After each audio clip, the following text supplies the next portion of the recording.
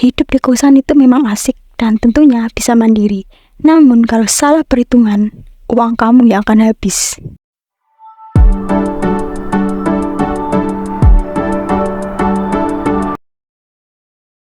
Hai semua, siapa nih yang sekarang jadi anak kos? Gimana rasanya? Asik nggak? Atau jangan-jangan pusing karena harus mengelola keuangan sendiri?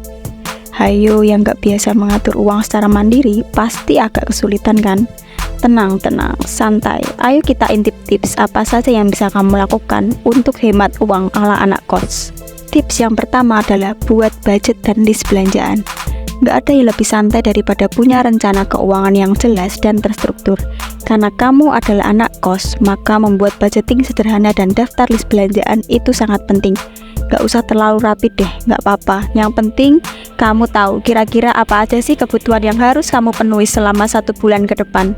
Ini bisa bantu kamu untuk mengontrol uang dengan lebih baik. Selain itu, list belanjaan juga tidak kalah penting agar kamu tidak kalap untuk membeli barang-barang yang sebenarnya itu tidak penting. Dengan begitu, kamu bisa lebih hemat uang dan nabung tentunya. Tips yang kedua adalah minimalkan jajan di luar. Hey, ingat, kalau kamu sekarang adalah anak kos, uang yang kamu miliki itu tidak hanya berfungsi menunjang jajan kamu saja, melainkan juga kebutuhan lainnya. So, sebisa mungkin minimalkan atau batasi beli jajan di luar. Kalau kamu terusin terus, kenyang sih kenyang, tapi gimana kondisi keuanganmu? Ayo pikirkan lagi, jangan sampai akhir bulan perut meringis karena uang habis. Tips yang ketiga adalah masak sendiri. Anak kos sih biasanya jarang banget mau masak sendiri, apalagi kalau ada penghuni lain yang juga memasak. Mereka kan harus nunggu jadinya. Namun, cara ini sebenarnya sangat efektif, agar kamu bisa lebih hemat pengeluaran. Nggak perlu masak ala-ala restoran yang ribet. Sederhana aja sih, yang penting enak dan cepat. Tapi jangan terus-terusan masak mie instan juga. Kamu bisa memilih tempe, sayur, tahu, dan lain sebagainya. Tips yang keempat adalah beli yang beneran penting. Kebiasaan anak kos yang elit tapi duit sulit itu nggak bisa bedain mana yang beneran penting atau butuh dan mana yang lucu, suka, ikut tren, atau keinginan belaka. Ayolah, kalian itu anak kos, jangan terlalu fokus pada barang yang sebenarnya kalian sendiri nggak tahu itu penting atau enggak.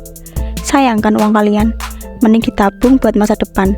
Kalian ngekos itu artinya tinggal di kota lain atau jarak rumah jauh. Kalian berjuang kan? Jadi manfaatkan kemandirian kalian untuk belajar banyak hal bermanfaat, seperti contohnya manajemen keuangan dengan baik. Tips yang kelima adalah hemat transportasi.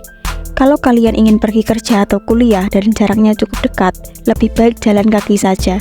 Selain itu, kalian bisa hemat uang dan bisa olahraga sekalian. Kalau punya sepeda sih juga nggak apa-apa, dipakai aja.